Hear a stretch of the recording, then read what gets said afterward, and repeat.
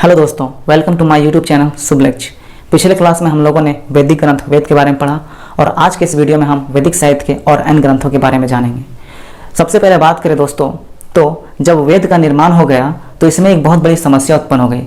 समस्या ये उत्पन्न हो गई कि जब वेद को आम लोगों के बीच लाया गया तो आम लोगों को वेद समझ में ही नहीं आ रहा था।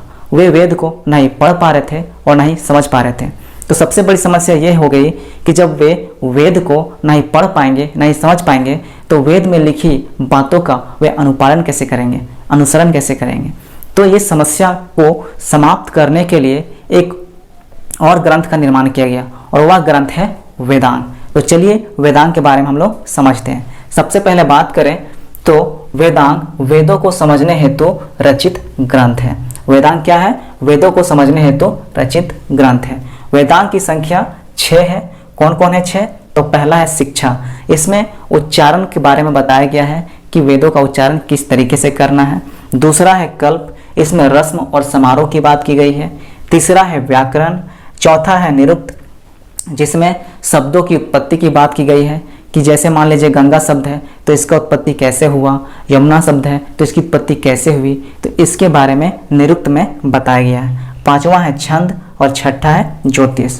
इस तरीके से हम लोग वेदांग को समझ गए, जिसे हम लोग सूत्र साहित्य के नाम से भी जानते हैं। अब आगे हम लोग बात करते हैं पुराण की। तो पुराण की बात करें तो पुराण में सबसे पहला पॉइंट यह है कि भारतीय ऐतिहासिक कथाओं का सबसे अच्छा क्रमबद्ध विवरण है। तो पुराण में ऐतिहासिक कथाओं का क्रमबद्ध तरीके से विवरण किया गया है। अब आगे बात करें तो पुराण के रचयिता लोमहर्ष और उनके पुत्र उग्र श्रवा हैं। तो पुराण के रचयिता कौन है? तो पुराण के रचयिता लोमहर्ष और उनके पुत्र उग्र श्रवा हैं।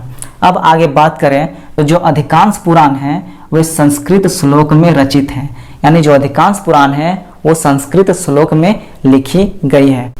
इस संस्कृत श्लोक को पढ़ने वाले को अर्थात पुराण को पढ़ने वाले को पुजारी कहा जाता है। अब आगे बात करें तो इसमें एक अनफॉर्चुनेट बात है या फिर एक दुर्भाग्य की बात यह है कि पुराण को स्त्री और शूद्र को पढ़ने की अनुमति नहीं मिली है। मतलब बात करें तो स्त्री और शूद्र को पुराण के पाठन की अनुमति नहीं मिली है, हालांकि वे पुराण को सुन सकते थे।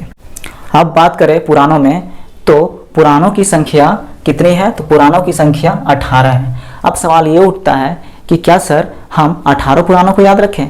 तो नहीं दोस्तों, हम कुछ मेजर पुराण को याद रखेंगे जिनसे सवाल बनते हैं। सबसे पहले बात करें मत्स्य पुराण। मत्स्य पुराण सबसे प्राचीन पुराण है और यह आंध्र या सातवाहन वंश से संबंधित है। It is associated with Andhra and Satavahana dynasty. बात करें सेकंड है विष्णु पुराण, जो मौर्य वंश से संबंधित है। तीसरा है वायु पुराण, जो गुप्त वंश से संबंधित है। चौथा है ब्राह्मण पुराण, जो पुरु वंश से संबंधित है और ब्राह्मण पुराण को ही महापुराण के नाम से जानते हैं। पांचवा है भागवत पुराण, जो श्री कृष्ण भक्ति से संबंधित है। अब बात करें तो पुराण में केवल ऐतिहासिक कथाओं का संकलन नहीं है, इसमें हमें राजाओं की वंशावली की भी जानकारी मिलती है। अब सवाल ये उठता है कि पुराण से एग्जाम में सवाल किस तरीके से बनते हैं? तो पुराण से एग्जाम में यही सवाल बनते हैं कि कौन सा पुराण किस वंश से संबंधित है। अधिकतर सवाल यहीं से देखने के लिए मिलते हैं। अब आगे हम ब्राह्मण ग्रंथ की बात करते हैं। तो ब्राह्मण ग्रंथ में पहला पॉइंट यह है कि यज्ञों और कर्म कांड का विधान है ब्राह्मण ग्रंथ में, यानी ब्राह्मण ग्रंथ में किस तरीके से यज्ञ को किया जाए उसके नियम के बारे में बताया गया है। अब कौन सा ब्राह्मण ग्रंथ किस वेद से संबंधित है इसके बारे में एग्जाम में सवाल बनते हैं। तो चलिए हम लोग इसके बारे में देखेंगे। सबसे पहले बात करें तो ऋग्वेद से 2 ब्राह्मण ग्रंथ जुड़ा हुआ है।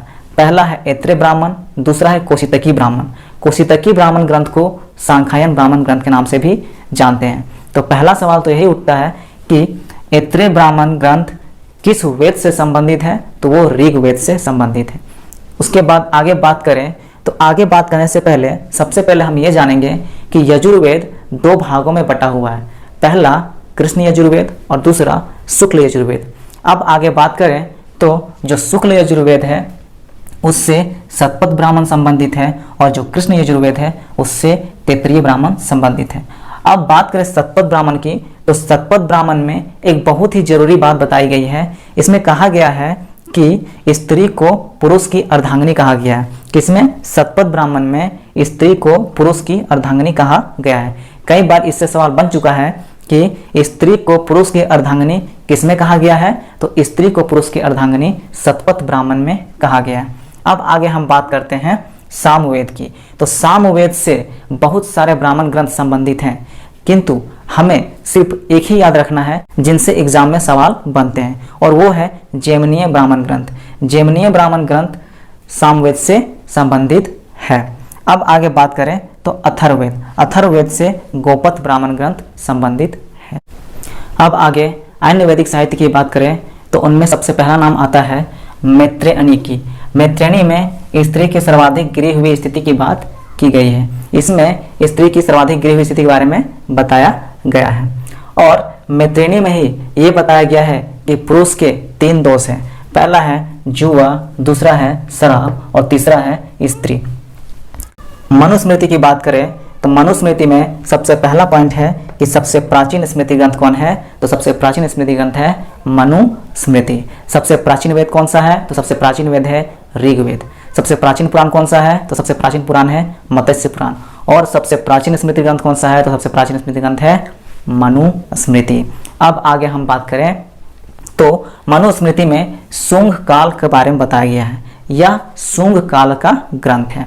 अब आगे बात करें, अगला है नारद स्मृति। नारद स्मृति में कुछ विशेष बातें तो है नहीं, बस इतना जानना है कि नारद स्मृति में किसकी बात की गई है, तो गुप्त युग की जानकारी की गई है। कई बार यहाँ से सवाल बनते हैं कि किस स्मृति में गुप्त युग की जानकारी मिलती है, तो नारद स्मृति में गुप्त युग की जानकारी मिलती है। या फिर सवाल ये बनेगा कि नारद स्मृति में किस काल की जानकारी मिलती है, तो गुप्त काल की जानकारी मिलती है।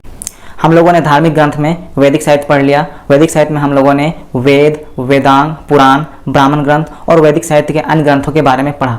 अब आपके मन में ये सवाल उठता होगा दोस्तों कि सर आपने वैदिक साहित्य में आरण्यक, उपनिषद और धर्मसूत्र के बारे में नहीं बताया। तो हम बात करें दोस्तों, तो ये जो 3 टॉपिक है इसे और बेहतर तरीके से समझने के लिए हम इसे आगे की क्लास में पढ़ेंगे। अब आगे हम बात करते हैं बौद्ध साहित्य और जैन साहित्य की, कि बौद्ध साहित्य और जैन साहित्य से हमें इतिहास की जानकारी कैसे मिलती है। तो चलिए दोस्तों, अब हम बात करते हैं बौद्ध साहित्य की। तो बौद्ध साहित्य में सबसे पहला नाम आता है जातक धर्म ग्रंथ। जातक धर्म ग्रंथ में बुद्ध के पूर्व जन्म की कहानी बताई गई है। जातक में बुद्ध के पिछले जन्म की कहानी बताई गई है। अब आगे बात करें तो आगे है त्रिपिटक। त्रिपिटक 3 ग्रंथों से मिलकर बना है। पहला है विनय पिटक, दूसरा है सूत्र पिटक और तीसरा है अभिधम पिटक। विनय पिटक की बात करें तो विनय पिटक में बुद्ध के नियमों का उल्लेख किया गया है, और सूत्र पिटक में बुद्ध के उपदेशों का उल्लेख किया गया है, और अभिधम पिटक में बौद्ध दर्शन की बात की गई है। त्रिपिटक की भाषा की बात करें तो त्रिपिटक की भाषा पाली है। अब आगे बात करते हैं कथावस्तु धर्म ग्रंथ। कथावस्तु धर्म ग्रंथ हीनयान का प्रमुख धर्म ग्रंथ है। अब बात करें हीनयान, तो जब हम बौद्ध धर्म पढ़ेंगे तो उस समय हमें यह जानकारी मिलेगी कि बौद्ध धर्म के अनुयायी 2 हिस्सों में बढ़ जाते हैं, एक महायान और एक हीनयान। तो इसके बारे में हमें जानकारी बौद्ध धर्म में मिलेगी।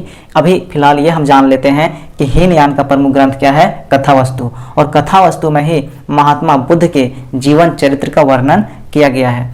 तो बौद्ध साहित्य से 2-3 सवाल बन जाते हैं दोस्तों। पहला सवाल बनता है बुद्ध के पूर्व जन्म की कहानी किसमें कहा गया है, तो जातक में कहा गया है। त्रिपिटक की भाषा क्या है, तो त्रिपिटक की भाषा पाली है। और महात्मा बुद्ध का जीवन चरित्र किसमें बताया गया है, तो कथावस्तु में बताया गया है। अब आगे हम बात करते हैं जैन साहित्य के बारे में। सबसे पहले बात करें तो जैन साहित्य को आगम के नाम से जानते हैं, या जैन साहित्य को आगम कहा जाता है। बात करें तो जैन साहित्य के प्रमुख साहित्यों में से सबसे पहला नाम आता है भगवती सूत्र, जिसमें स्वामी महावीर के जीवन का वर्णन किया गया है। भगवती सूत्र में स्वामी महावीर के जीवन का वर्णन किया गया है। अब इससे हम ये लिंक करते हैं कि भगवान बुद्ध के जीवन चरित्र का वर्णन किसमें किया गया है, तो भगवान बुद्ध के जीवन चरित्र का वर्णन कथावस्तु में किया गया है, और भगवती सूत्र में स्वामी महावीर के जीवन चरित्र का वर्णन किया गया है। अब बात करें कल्प सूत्र की, तो कल्प सूत्र में जैन धर्म के प्रारंभिक इतिहास की बात कही गई है। और जो जैन साहित्य है दोस्तों, तो जैन साहित्य को टोटल 12 अंगों में विभक्त किया गया है, 12 अंगों में बांटा गया है। अब हम लोगों ने धार्मिक ग्रंथ में वैदिक साहित्य पढ़ लिया, बौद्ध साहित्य पढ़ लिया और जैन साहित्य पढ़ लिया। अब आगे की वीडियो में हम ऐतिहासिक ग्रंथ के बारे में जानेंगे कि ऐतिहासिक ग्रंथ से हमें भारतीय इतिहास की जानकारी कैसे मिलती है। अगर आपको हमारा वीडियो अच्छा लगता है दोस्तों, तो हमारे वीडियो को लाइक करें, शेयर करें और कमेंट करें और हमारे यूट्यूब चैनल को सब्सक्राइब करें और बेल आइकन को ऑन करें ताकि हमारे वीडियो की नोटिफिकेशन सबसे पहले आपको मिल सके।